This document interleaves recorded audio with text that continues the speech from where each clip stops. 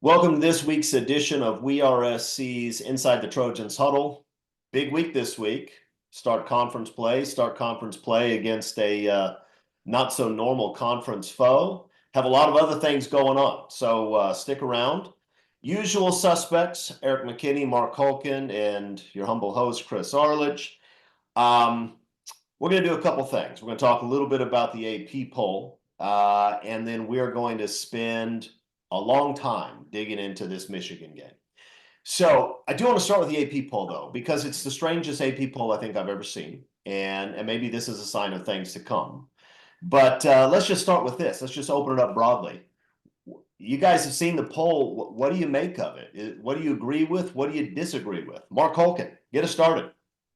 I think Miami was thrown in there just so the ACC can have some sort of representation. I mean, you just mentioned before we started taping, Chris, you got two conferences dominating that top 10. It's the SEC and it's the big conference. Yeah, I'm at the point now with not just the AP poll, but especially the coaches poll, but the top 10 needs to have each voter give an explanation of why they're voting this particular way. Again, why is Oregon in the top 10 after their showings against the state of Iowa? Why does that win at Oregon State all of a sudden bump them into the top 10 again? It's those types of things that make you scratch your head. Is Tennessee impressive because they're throwing up a lot of points against nobody? It's hard to figure out. But again, you look at the top 10, SEC, big conference, Miami's in there for charity purposes. I'm not even sure they're the best team in that conference. So I don't know. You're sticking with Florida State? I'm sticking with, well, we'll talk about that soon enough. I won't give that away yet. What do you think, McKinney? You like the I don't way you mind. I like think what a the lot AP of voters have done?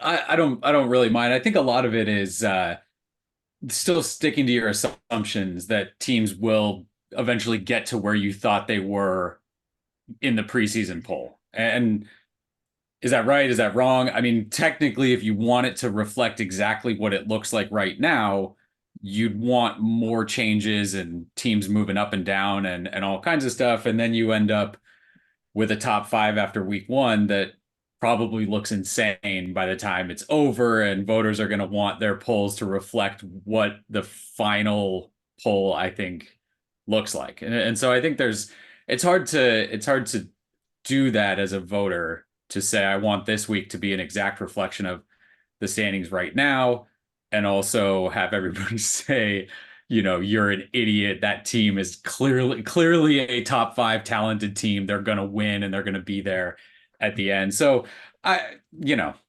poll is the poll. The games are the games that are going to matter the most are still going to be played. And I think we're eventually going to get there. Again, the Oregon jump is, or you get that jolt of like, oh, that's the Oregon team that we expected to see. Okay, they're playing like that now. Yeah, they're a top 10 team. And the wins like that, the recent wins, sort of wipe out anything that you can chalk up as, oh, they're slow out the gate or whatever. If you see uh, a burst from a team, I think that means a lot. And USC didn't play. If USC had beat Penn State this past weekend, or Michigan this past weekend, I think they'd be, up there, top six, top seven, with a conversation to maybe be in the top five. So I think that's kind of the reflection, is you still have this sort of, I think I knew what these teams were before the season, and so let's just leave them there and see if they can play into that. I was maybe not surprised, but Texas jumping to one, I think is a good statement of like how they've played and that they're deserving of being that team. Like, you can't, Georgia can't get rewarded. I don't care if Kentucky ends up being good. A 1 point win, even on the road at Kentucky, you've got to shuffle a little bit. So USC, again, they've got enough games against ranked teams the rest of the way. If they make it to the conference championship, there's going to be another one there. Like, they have plenty of opportunities to play themselves up there. But conversely, before you get involved, Chris, they look like hypocrites when you drop Missouri, who just beat, Boston College, which was considered a good team. So why does Missouri drop down a spot? Again, you give credit because they adjusted number 1 and number 2 with Texas. Texas looks the part right now. They deserve that number 1 seeding. But why did you drop Missouri? It's that type of thing where I need explanations. Just tell me why. I'm going to work on getting you explanations, Mark. I'm going to make some phone calls when we're done here. But here's the thing. This all used to matter a whole lot more than it does now, right? When it was a 2-team playoff, when it was a 4-team playoff, it meant a whole lot more. Now, look, you have the top 10 of the top 11 teams in one of 2 conferences. Miami belongs where they are, I think. I think they're good. We'll see. They'll have to prove it. But everybody else is going to play each other. And at the end of the season, the Big Ten and the SEC are both going to have at least 3 teams in the playoff, maybe 4. And what that means is it doesn't matter all that much if you have some AP voters that don't know what they're doing, because you're going to get a chance to go 10-2 in one of those 2 conferences and get in. So it means less than it used to mean. I look at some of it and I wonder. I actually have the opposite reaction when it comes to Mizzou, because I don't know how good Mizzou is. I think they have a pretty good quarterback, a good receiver. I like their defense okay, but they've made their reputation this year on last season's team, who, as best I can tell, didn't really beat anybody except an Ohio State team where none of their guys wanted to play. Mizzou hasn't played anybody yet this year. I don't know what to make of that. You have OU, who is, just outside the top 10. It's not a very good football team, but I don't need to worry about it because they're going to get beat by 30 this week and they'll take a tumble and they're on their way to 6 losses. OU fans, if you're still here, your team is on the way to 6, and I'm being nice. It could be 7. I looked at that schedule and I've looked at your passing game. That freshman quarterback, he's from just down the street from where I am. He's a good athlete. I bet he turns into a really good player. But they've played 3 nobodies at home, and every week he's throwing for about 150 yards at 5.2 per attempt. They got problems on the horizon, but it's just going to work out. It's going to work out because you have all these teams in the 2 conferences, so things will get sorted. But it is strange to see top 10 of the top 11 from 2 places. 16 of the top 25. And at first I thought that didn't make any sense. And then I looked at it and I thought, well, who'd I move up? What, Utah, Oklahoma State, Kansas State? They're the next ones. Not really. They're not. I don't think any of them are very good. So I don't know. I mean, they've probably done their job well enough for this part of the season, but it is strange. And it always gives fans something to complain about. I mean, I think USC's resume is better than 11. But I don't really have a problem with them being 11, because if they're as good as I think they are, they're gonna beat Michigan, they're gonna beat Penn State, they'll be in the top 5. It doesn't matter anymore. And if they lose those 2 games, it also doesn't matter anymore. So, all right, let's jump into it. Before we talk about the actual nuts and bolts of this game, can we just savor the strangeness that it is? USC opening the conference season at the Big House against Michigan. If somebody would have told me that 10 years ago, I would have thought that's insane. 15 years ago, it would have made absolutely no sense to me. So what do you think? Is this crazy? Is this crazy that USC and Michigan are conference rivals ready to open the Big Ten season? McKinney, come on. Bring some reality to the situation. It seems nuts. It's absolutely crazy when you view it from here looking back. It makes a ton of sense when you look at it from here moving forward, when you don't have 120, 130 teams playing the same sport as you move forward. You've got a much smaller group. So if you're kind of chopping that smaller group up, then it becomes, you're going to end up with a couple dozen, 3 dozen teams that are sort of playing together. And then when you just talk about, teams with programs with this kind of history, they're going to be playing each other, I think, quite a bit more as you go forward. But no, the idea of this being a semi, with 25 teams in every conference, you're not going to play these teams every other year or every year anymore.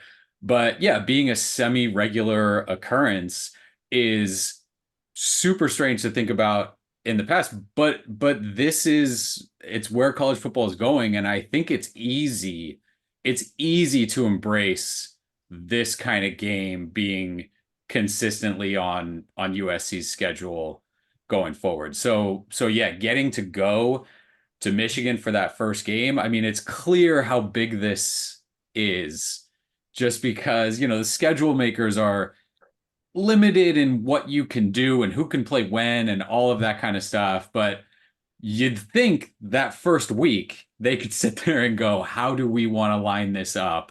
And putting this one right off the top for USC, for me, tells you how excited we should be for it. And yeah, there's, like you said, the nuts and bolts of how does this specific team look against this specific team, but kind of stepping back and ringing this whole thing in with this kind of game between two teams that, you go back forever and ever with both teams, and it's just the 11th time. I say just. I mean, it's not like they play a lot, but just the 11th time that these two teams have played, and that number is obviously going to go up. But no, there's no reason to be embarrassed if you're really, really excited about this one on Saturday. Should be just I mean, who knows how the game gets going, but the lead up to kick and those first few minutes, there should be a really significant buzz in that stadium. I mean, the first, if I'm running the Big Ten, the first thing that I want UCLA, Indiana. I want to get that out there. But right after that, it's USC, Michigan at the Big House. And the teams may have only played 10 times, but they haven't played an unimportant game. That's a thing. I mean, every single one of them is big. Mark, what do you think? They may have accidentally invited the basketball schedulers to that meeting that got that UCLA Indiana game up front. I don't know how big the game was back in 1958 when USC went out there the last time. They lost 20-19, but it might have been a big game, I would assume. I wasn't around. It still hurts, Mark. It still hurts. Yes, it does. We agree there, Chris. So look, 15 years ago, no, I had no idea that USC and Michigan were going to be conference brethren, but I would have loved to have seen an out-of-conference game like that. So now we get to see the first conference game between USC and Michigan.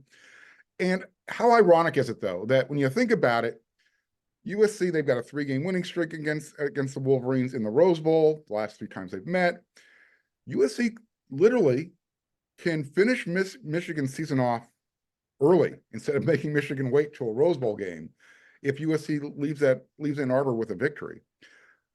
Everything that Eric talked about is great. I'm looking forward to this game. Again, I've never been to Ann Arbor, Michigan. This is a bucket list game. It's going to be work. I got to watch it from that perspective. But yeah, me in the press box looking down, watching those two teams play each other, that's going to be an amazing thing to watch. I mean, even the halftime performance, you got the USC marching band, you got the Michigan marching band. People might not know this. Dr. Art Bartner, who, retired recently, came from Michigan to be USC's, the leader of the band. He kind of put the Spirit of Troy on the map, so to speak. So there's a lot going on with this game. USC, they get to plant the sword, so to speak, in their new conference. This game's important. You don't want to go in there and lose. You want to come out there with a victory. But this has a different feel to it now. It's not just about, conference pride, Pac-12 versus the Big Ten. This is USC versus Michigan, and USC saying, hey, just because you've been here longer than us doesn't mean that we're not going to come in here and, step over you. This is our conference now. So put the sword into the turf and leave it the victory. Looking forward to it. So much of the last, 5-10 years, so many of the great traditions that we've lost in college football. And we complain about that all the time, and I'm not embarrassed about the complaining because it's unfortunate. Yeah. One thing that we've gotten right is we're going to have a lot of really good football games now. I mean, Michigan, Ohio State, and Penn State are conference rivals now. Alabama and Texas, Alabama and Oklahoma, conference rivals. I mean, this is, if you look at, if you look at the top college football programs of all time, everybody has either 6 blue bloods or 8. You probably include Texas, Nebraska, you get 8. 7 of the 8 are in 2 conferences now. It's these teams are going to play each other, and they're going to play each other a lot, and it's going to be pretty exciting. Because the one that doesn't play in a conference yet plays a bunch of these Big Ten teams. They play at least one of them every single year, multiple every single year. So you're in a situation where you're not going to have the arguments that we had 30, 40 years ago, where we were always arguing about who the best team was because you had conferences, the big teams didn't play each other, the bowl tie-ins kept them away, and you never knew. With the way the conference realignment has happened and a 12-team playoff, you'll know who the best team is every year. And we've lost some really great stuff as a result. We may still lose more in the future. But one thing that we've gained, the national champion is going to earn it on the field. Yeah. And it's not an accident. And it's not USC losing to a top 25 team on the road and getting kept out because only 2 teams get in. That nonsense isn't going to happen anymore. The number 13 team does not have an argument. It's going to be real. And so this is pretty exciting.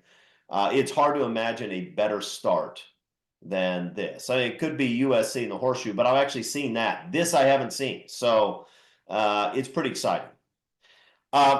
If you're excited about it and you want to do it, if you want to join, if you want to get out there, if you want to hang out with Mark Culkin before the game, and you need to get in the stadium, you need to get a ticket. All right. Yep. Lots of places you can go. I'm encouraging you to go to the Game Time app. If you do it on the old laptop, it's gametime.co, not com. Download the Game Time app, create an account, use the code ON3, ON with the number 3. You get $20 off your first purchase. Terms apply. Create an account, redeem the code, get $20 off. You can get yourself to the USC Michigan game. You can get yourself to Autzen if you can tolerate the place to go see Ohio State and Oregon. You could have gone to see UCLA or Indiana. I think they still had some open seats. You can see probably my favorite Florida State-Florida game of all time this year when both teams come in at 2-10. It's going to be fantastic. So do it. You don't need to pause. You can pause this. You don't have to. You can pause this. You can go buy your tickets. You can come back. All right, guys. Let's start with the big question mark that everybody has. Let's start by talking about Michigan offensively. Who wants to start? This is kind of a distasteful topic, Michigan offensively. I've seen them play enough this year to know that there's not a lot worth talking about, but we've gotten some news. So, Mark, why don't you start us off? Tell us what we should expect to see when Michigan's offense takes the field. I'll start with this. If their tight end, Colston Loveland, is limited or can't go, they're cooked. They're going to have a hard time moving the ball through the air. I don't know. Eric might be able to tell me what their wide receivers' names are when it's his turn, but this team cannot throw the ball through the air successfully with any type of consistency. As a team, 4 touchdowns, 6 interceptions, and 2 of those touchdowns came from the backup who came in late. He's going to be the starter this week. His name's Alex Orji. He threw 2 of those touchdowns against Arkansas State. So remember, Alex Orji was the backup to last year's starter, J.J. McCarthy. J.J. McCarthy is now backing up Sam Darnold with the Minnesota Vikings. If Alex Orji wasn't ready to be the starter this year, why is he going to be the guy now? Why all of a sudden you're promoting him over a walk-on who had a really good story, but obviously was not ready to step into those shoes based on his performance? If I'm Danton Lynn, yeah, beat me through the air because I don't know if they can do it. Orji's big. He's like a running back. He's 6'3", 235 pounds. So to me, he's a running back playing quarterback, and it shows when he's forced to throw the ball. I mean, even some easy throws, he puts them in the dirt. So it's going to be interesting to see what happens. I don't know what Michigan can do offensively. They can run the ball. They ran for 300 yards against Arkansas State. We know what they were able to do last year against Penn State. I don't know if that's going to work this year. I don't know if they have the personnel to do that this year. You like their running backs, they're good, but without the threat to throw the ball, I like Dan Lynn being able to scheme something up. What do you think, Eric? You a big believer in that Michigan passing attack? Uh, I think that Michigan going to Alex Orji is worse for USC than if they had stuck with Davis Warren. If Michigan had sat there and left Davis Warren at quarterback and asked him to throw the ball against USC's defense over and over and over and over, Danton Lynn would have stolen his soul. And I think that was going to be a huge advantage for USC's defense in this one. With Alex Orji coming in, first of all, it tells your offense, hey, we're going to try something new. We're not just going to try to run into another brick wall and not get anything done. So it gives you I think, when you go to the backup quarterback, you get a little bit of a boost just in terms of kind of energy and, hey, we can do this and that kind of thing. I also think that it lets Michigan kind of redo offense and maybe bring out some new stuff just in the running game. If you've got like some multiple option looks or some different zone read or things like that maybe USC hasn't seen. And then again, that sort of shifts things towards Michigan. What we've seen from the USC defense so far is that a team like Michigan this year, not Michigan last year, Michigan this year, where you've got what sounds like real questions at center, real questions at right tackle, just not an offensive line that's made up of NFL pick, NFL pick, NFL pick, NFL, right? Like when you've got those kind of questions, this USC defense, what it's shown so far is that I don't know how much Michigan can just sit there and say, we're going to run, we're going to run, we're going to run, and have a ton of success all day, no matter what you have in the backfield. Now, the sample size from USC on this is still relatively small. I think Utah State's running back was fine. LSU ran a bit, but certainly not enough to win. If Michigan puts up LSU's rushing numbers in this one, USC will, I think, take that with a handshake at the start of the game and say, sounds good to us. But Michigan's got, or Donovan Edwards was the big name, the NCAA cover athlete, one of the three up there, and he has done, I mean, almost not like surprisingly nothing so far early. Khalil Mullings has been the guy on the ground for them coming off a big game against Arkansas State. And he's a big, tough to tackle, kind of typical Michigan back that's going to give you some problems because now you have to account for Alex Orji in the run game. And if USC doesn't do that, like if they're not locked in on the edge with the quarterback keeping the ball on that zone read, then that becomes a problem. If you've got one less defender because you are watching him, then that becomes a challenge. So they're going to be able to attack the USC defense. The USC defense is going to have to tackle, and they're going to have to figure out a way, I think, to keep an extra tackler in the box against the running game. And I think you're comfortable doing that against Alex Orji. Again, like Mark said, if Colston Loveland doesn't play, he's not just their leading receiver. He's their leading receiver by like miles. And so the tight ends will catch passes in this one. If he doesn't play, and I'd imagine they will do everything they can to keep him on the field or get him on the field in some way. But they'll still throw to the tight ends. They'll make sure that Alex Orji has kind of some easy reads. And he's got an arm. It wouldn't surprise me if maybe they let him take a couple deep shots if USC is way up. So it'll be one of those, it feels like how a Stanford game was for a while for USC, where it was like, look, if you play good, solid defense and stay together, you beat this team.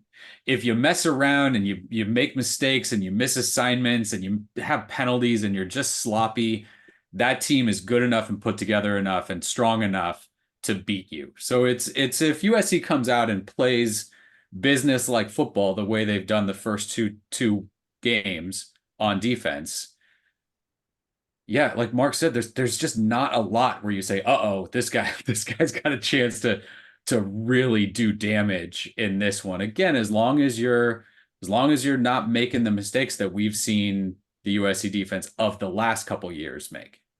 I seen this Michigan team like the LSU team with a lesser quarterback. It's that type of talent level, and they don't even have as good, at least on paper, as good of an offensive line as the Tigers. So if that's the case, again, leveling, it's not just about receiving. If he's going to be one of their key blockers in pass protection, if I'm a USC defender, I'm pounding that shoulder that's sore, and I'm pounding on it. I mean, make him so he doesn't even want to lift up that arm to catch the pass when that opportunity comes up. I don't know if Amarian Walker is a good enough wide receiver to stress out USC secondary. Sorry, Chris. No, you're good. Look, guys, this Michigan offense is a disaster. They're terrible. I say this with respect because I respect Michigan football. I really do. This is one of the great programs of all time. They're the reigning national champion. They don't recruit like Alabama or Georgia do, but they're going to have athletes on the field. It's a fan base I respect. Defensively, I respect them. But offensively, they are awful. They were awful before making this change, and they will be more awful now. This is a move of desperation. This is not because Coach Moore thought, okay, now we're going to unleash the real Michigan offense. In those early Michigan games, the announcer's always talking about how, Davis Warren, what a great story, walk-on quarterback, and here he is starting at Michigan. That's only a great story if the guy can play. If he can't play and Davis Warren couldn't, it's not a great story. The story is, why did they have a quarterback room with a walk-on that still plays like he's a walk-on? A guy that's been a journeyman who's been around, he's injured, but a journeyman who's been around 6 years and has 6 touchdowns and 6 picks in those 6 years and 3 different schools, who the fan base was begging to get healthy for this week because they thought maybe Jack Huddle can do something. Jack Tuttle can't do anything. And then a running back. Starting this kid at running back, starting Orgy at running back is the equivalent of USC deciding to start American Peterson at running back this week and just run Wildcat every down. That's what it is. It is no different. The kid cannot throw a football. He can't read a defense, can't throw a football. Now, if USC started Peterson at running back, would Peterson make some plays on the ground? Probably.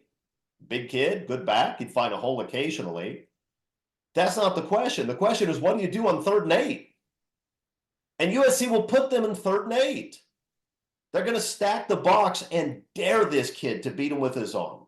And they'll do it all day. And he can't do it. He can't do it. Impossible. Now, if a really soft USC defense shows up and they can't tackle and they don't fill their gaps, then yeah, it could be a long day. Maybe Michigan just run the ball 58 times and score 38 points and win the game. Maybe. But there's no reason to believe that will happen. That's not the USC defense that we've seen. It's not consistent with the type of play that we would see from this defensive staff at their previous locations. And Michigan's offensive line ain't good enough to make that happen. So Michigan's offense is in a world of hurt. Look, Michigan is averaging 5.5 yards per play on the season. This is despite the fact that they play only home games, and 2 of the 3 teams they played were a mess. And you say, well, look, 300 yards rushing against Arkansas State. That's true. Arkansas State lost to OU last year 73-0. Arkansas State last year lost to Memphis last year by 34. They lost to Troy by 34. And by the way, the week before Arkansas State played Michigan, they played an FCS team called Central Arkansas. Central Arkansas's running back went for 176 yards and 2 touchdowns. Everybody can run the ball in Arkansas State. The 3 of us could put up 75 and a touchdown on Arkansas State on the ground. So, look, let's just be honest about it. We're going to talk about Michigan's defense, and there's a lot of good to talk about. But right now, Michigan is a team that has a questionable offensive line, is very average on the outside, has a really good tight end who may not be healthy, and a kid that can't throw at quarterback. That's what they got. The guy's he's completed 4 passes in 3 years, Chris. 2 Yeah. of them last week.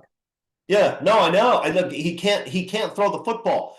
He was supposed to start this year, but he got beat out by Davis Warren because Warren kept them from being completely one-dimensional, they hoped. It didn't work. No, Michigan's offense is abysmal. That doesn't mean that USC is going to win the game. There are things that can go wrong in this game. But don't kid yourself. Utah State is better offensively than Michigan is. Pig Farmer can make a play. I've seen Pig Farmer make a play, not running and with his arms. Utah State has an All-American wide receiver that had 15 touchdowns last year. Utah State is better offensively than Michigan. It's close, probably. But Michigan's offense is terrible. That's just the truth. Don't let anybody talk you out of that. It's the truth. They're really, really bad.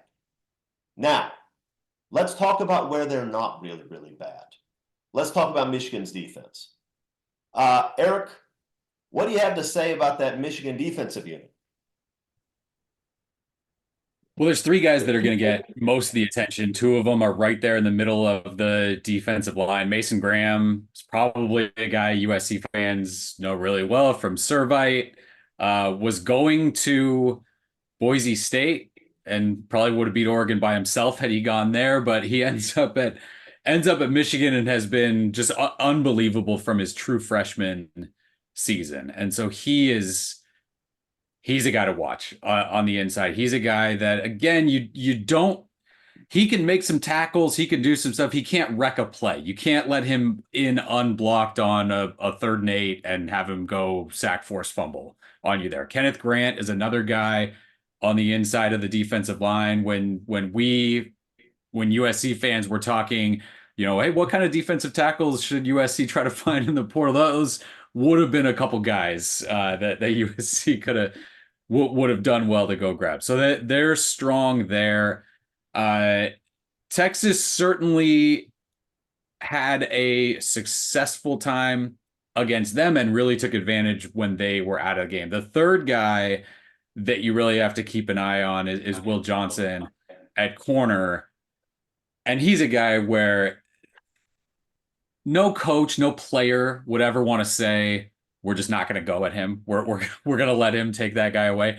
I think USC could do that and be just fine. Your weapons on the other side opposite him, I think, will be so much better than what Michigan will have on that side. I think you can make a living going away from him all the time on this because he's good. He's a top 5, I think, whether it's just defensive player or maybe overall player, looking at this NFL draft coming up. So, and then they've got some edge guys that USC has chased a bit in the past. Josiah Stewart is a guy, I think, Coastal Carolina transfer, and USC chased him a little bit in the transfer portal. He's got a couple sacks. And so there's guys on the edge for Michigan too. They still tackle well. They've had some like penalty issues and breakdown issues that to me, and I talked before the season, right? I thought the Harbaugh DNA wasn't enough where it would coast a little bit. They seem to have lost a little bit of that with him going to the Chargers and now with Sherman Moore there. So kind of some dumb penalties, some misassignments, some stuff like that defensively that you just didn't see from them defensively last year. So I think that's kind of a key to watch. But no, there's players defensively. They'll challenge this USC offense and especially that interior matchup of the line. Again, USC, it's a little bit like how we talked about LSU. USC doesn't have to win decisively up front with their offensive line. They've got to stalemate a little bit. They've got to create a few openings, and they can't let those Michigan defensive linemen just kind of live in the backfield, which again, LSU created pressure against Miller Moss. He still had enough time throughout the game to get rid of it and have the offense operate. So I think if USC pitches that same kind of game on the offensive line, and the expectation would be to be better as you move forward, I think if they pitch that same kind of game, that they'll be okay. Yeah, what do you think, Mark? Yeah, if the problem for Michigan this year defensively is, and Eric touched on it earlier, and you did as well, Chris, they don't have the numbers anymore. I mean, they had what, 13 guys drafted off to the NFL. And so once you get Mason Graham and Kenneth Grant running east and west rather than north and south, now all of a sudden they got to come off the field because they need to catch their breath.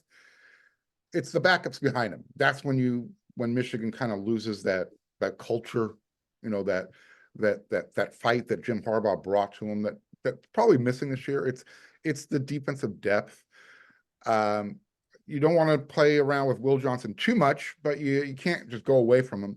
Michigan's secondary, they're kind of aggressive. So as long as Miller Moss doesn't take any unnecessary chances forcing the ball, I think you'll have a really good game. But yeah, Derek Moore was the other edge player that I think USC needs to be wary of. So not only will they put Mason in the middle, but they're not afraid to move him outside as well. So if Elijah Page and Mason Murphy, if they can handle their assignments, keep Miller's uniform clean, USC should be able to be okay on offense. Defensive, again, Michigan's going to be fine, but as the game goes along, are they going to be deep enough to stay with it? That's what happened against LSU. USC wore them down. USC was the stronger team in the end. And I think they have the opportunity to exploit that weakness this year for Michigan. It's not that they don't have players, it's they don't have enough players that are the starting level right now. Yeah, I think this Michigan defense is pretty good. I thought they played pretty well against Texas overall. I mean, the Michigan offense turned the ball over 3 times against a really good offense with a lot of speed and a very big, experienced offensive line. They gave up 31. Texas may have pulled their foot off the gas a little bit at the end, but the reality is that they were, they could play with those guys. And Michigan's biggest problem defensively is that Michigan's offense exists. I mean, that's their problem. You have an offense that can't move the ball and turns the ball over, and it's just a mess.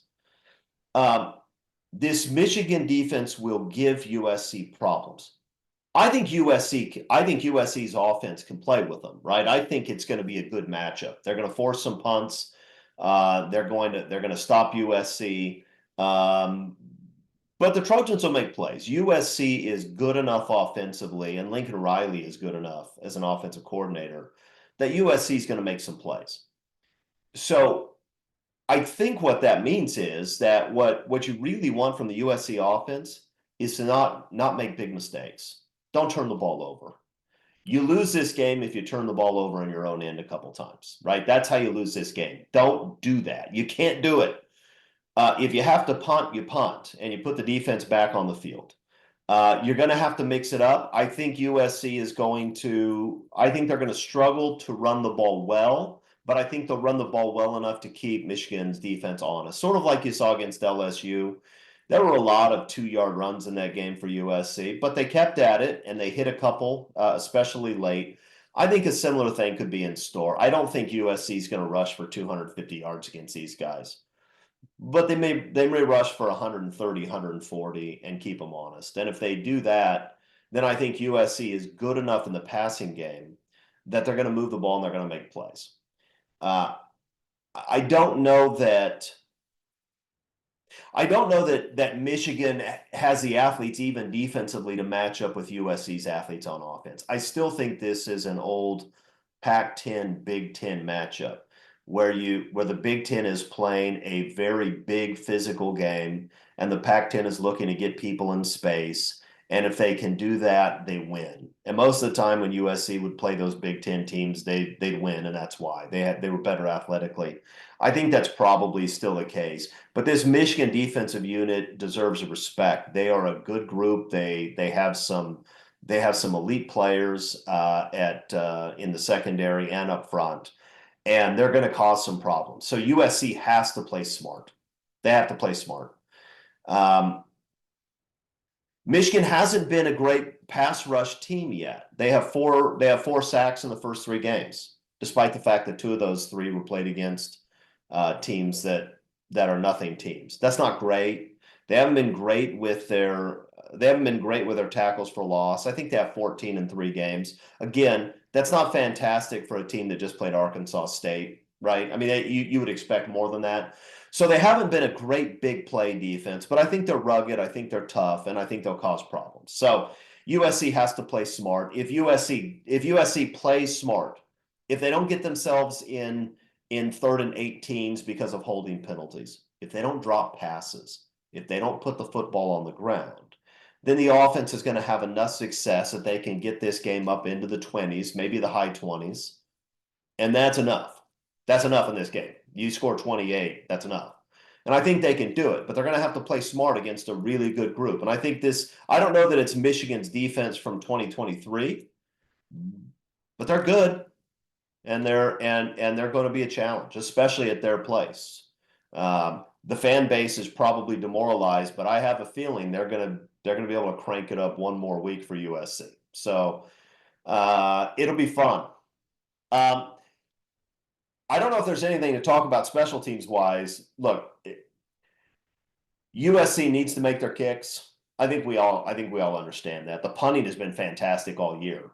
So you need to make your kicks. It would be nice if they blocked for Zachariah Branch, but I'm no longer counting on that as a weapon in the arsenal. So it may not be necessary. Anything else on defense or special teams, guys? No. All right, let's talk about this then. What is it you feel give me one thing you feel really good about this week when it comes to USC? Mark, what do you got? I think they're going to remain disciplined. Despite playing on the road, the offensive lines have 3 penalties in the first 2 games. 2 of them happened against LSU, illegal procedure penalties. You take away Jonah Monheim's illegal hands to the face early in the game against Utah State. They've been almost perfect.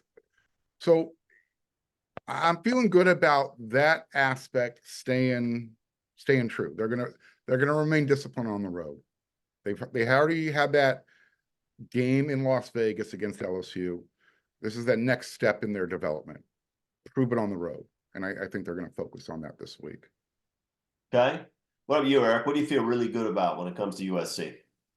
Yeah, I'm going to do kind of that same sort of, I guess, big picture look at it. It feels good to know that if 2024 USC shows up, they're going to win this game. And it's been a while, and kind of picking and choosing matchups where you really felt like that. But that's it. That's USC this year so far. They went, you don't want to give Will Campbell from LSU too much credit for those quotes out of the game, but he talked about that fist fight, and it's kind of going to carry through, I think, with USC. The fact that they showed up for that and won it. That's one of those like stars you pin on your chest of your shirt right there, and you carry it with you. Like, you can do that when the time comes, and this is one of those times. Michigan, if they could say, "Hey guys, let's not throw forward passes in this game. Let's just bash each other at the line of scrimmage." That's what Michigan wants to do, and it feels good to have a USC team where you can say, I think they could do that. I think they could go toe to toe with the Michigan team. Now USC won't. They're going to throw the ball and they're going to use those athletes. But yeah, to know that this team's not going to go just get pushed around and be out of alignment and fall on their faces defensively, and they can go play the way they've played and win this game. I think that's big. I think it's big to know that. Yeah, it sounds funny to say this after the concerns everybody had about the defensive front during the offseason. But I feel really good about USC's front 7 against this Michigan offensive line. I think they're not only going to show up to play, I think they're going to take it to them. I think Michigan's really going to have problems. I just don't think a one-dimensional team where USC doesn't have to worry about the outside. They don't have to worry about somebody completing. There's no Garrett Nussmeier on this field Saturday, right? There's nobody that has an NFL arm that's going to be able to hit intermediate routes and throw the ball downfield. They don't have that. And without that, I think this USC team is big, and I think they're tough up front. And in fact, I think that's their strength. They have some athletes, right? They have some edge guys who are athletic, but I think what this USC front is really best at is being big and physical. I think that's what they have. They have a lot of big guys who play tough. I think USC's defensive line takes it to Michigan's offensive line. I actually feel really good about that. I'd be surprised if it doesn't happen. And if it does happen, Michigan's going to have a lot of 3rd and 9s, and it's going to get ugly for that offense. They cannot be in 3rd and 9. They cannot put this quarterback in a position where Danton Lynn can mix up coverages and bring blitzes and do other things to confuse him. They just can't do it. He doesn't have the experience, and I'm not sure he has the skill set. Michigan can't play behind the sticks, and I don't think Michigan's going to have a lot of 3rd and 1s. But the truth is, if you're running the ball every down, you're going to get some first downs. But all it takes, 1 tackle for loss, 1 holding penalty, 1 mistake, and you're in long yardage situations. And I don't think Michigan can recover from that. So I feel really good about USC's defensive front this week, and I'm looking forward to seeing them punch Michigan in the mouth a little bit. Now let's flip it around. What are you concerned about, Eric? It's a lot of what you hit on when we talked Michigan defense, and it's just, and I wrote about it for like an early week, kind of 3 matchups to watch, and it's USC kind of against the moment, right? You've had a week off. This game has flipped as much as any kind of early season game I can remember, in terms of Michigan opening as like an 8.5-point favorite and USC at 3 or 6 or what kind of whatever line you want to look at. And all of a sudden it's, Michigan can't figure out anything and they're drowning out here, and USC's coming in as the, higher ranked team and all of that. Like you said, Michigan fans are going to show up playing in the Big House for the first time for almost the entire USC team. Like, there's some things, these are still college kids. They came out against LSU in an NFL stadium, business-like, got it done, did the same thing at home against Utah State. That's got to be the way they approach this one, because if stuff starts to slip early, right, if that Jacoby Lane pass into his hands in the end zone gets tipped and up in the air and Will Johnson grabs it and goes the other way early in this one, right? Those are kind of the things where that's not how you played. So again, the concern is, can you play the way you've played those 2 early weeks and come out and just do it? Because it's the fluky kind of stuff, tip balls, that sort of thing, is again the only concern. And I talked myself into still feeling good about it, because the Michigan running game, I think, is going to be fine, but not a crazy concern. Even the Michigan deep, like trying to find those singular matchups, there's just not a lot where I say, wow, Michigan's got a clear edge in that area. I think having home field and maybe catching USC for some reason not locked in throughout the game is the way I see it potentially going bad for SC. What about you, Mark? What are you worried about? You're not worried about anything, are you? Nah, I'm cool as the other side of the pillow right now. If anything, look, USC has had a history of not being able to contain a mobile quarterback.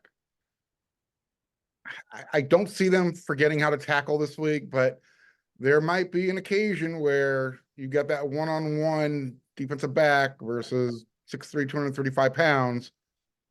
What happens there? Does a safety creep up too much, and does Achille Arnold give up his 2nd touchdown pass in his college career? Does USC give up one of those, fluky deep ball plays that they haven't given up one yet this year? Michigan, look, you've been hammering them, Chris. Their offense sucks. So why not just throw caution to the wind and, start dialing up some trick plays? It's those types of things that I guess I'm concerned about this week. Like I said, Michigan doesn't win. Their season's over. They got nothing to play for. Ohio State. That's it. That's what's left on their schedule to play for. Yeah. Yeah, and if they don't win Saturday, it's hard to feel good about that one. My primary concern is the right side of USC's offensive line. I think those guys have played pretty well. Against LSU, the offensive line got a draw. I think that's all we need Saturday. We need the offensive line to get a draw. If they get a draw against Michigan's defensive front, this game's over. But freshman guard, right tackle, who I think is coming around, but was somebody who we were all concerned about before the season. They're going to be playing in against a pretty good defensive front in very hostile circumstances, a lot of pressure. I just don't, I'm worried about false starts. I'm worried about guys coming through blind and hitting Miller Moss. I'm worried about that. If the offensive line holds their own, USC's got nothing to worry about in this game. It's done. It's done. It's a 2 to 3 touchdown win. But if USC's offensive line gets beat up, if they can't get the running game going, if Miller Moss is constantly in 3rd and 9, if he's being harassed by the crowd and a lot of pressures, then this game could get really interesting really fast. If Michigan finds a way to, if Michigan beats up on the USC offensive line early and gets a couple of turnovers deep in USC territory, think about the Notre Dame game last year, right? If I have a nightmare about this game, that's what I envision. Because the Notre Dame offense didn't do a whole lot in that game. Again, the funny thing about Alex Grinch's offense, and there wasn't much that was funny, most of it was just sad or gross. But one of the things is when teams just lined up and wanted to play power football, they didn't pose they just line up and play tough guy football. The defense will play better, right? Both of the last 2 years against Notre Dame, the defense actually put themselves just fine. But you can't have a situation where you're turning the ball over early and getting down in a really tough place to play. You can't have that. That's bad. That's what I worry about. So just give me a draw up front, fellas. Offensive line, just give me a draw. You give me a draw, I feel really good about this one. Okay, let's wrap it up with this. Arledge's 10 questions will come up later in the week. We're going to split it off again. So it's time for predictions. Mark, you want to go first on this? Give you the first crack at it? All right. What's your prediction? I don't have Michigan scoring more than 2 touchdowns in this game. I could see them getting 17 points, but I'm going to go USC 34, Michigan 13. Maybe 17, but I'll go 34-13. Eric? That's a big win. Yeah, I'd take that. Feel good about that. I've got most of the same numbers, actually. I've got SC with 10 points less, Okay. but 24-13 USC in this one.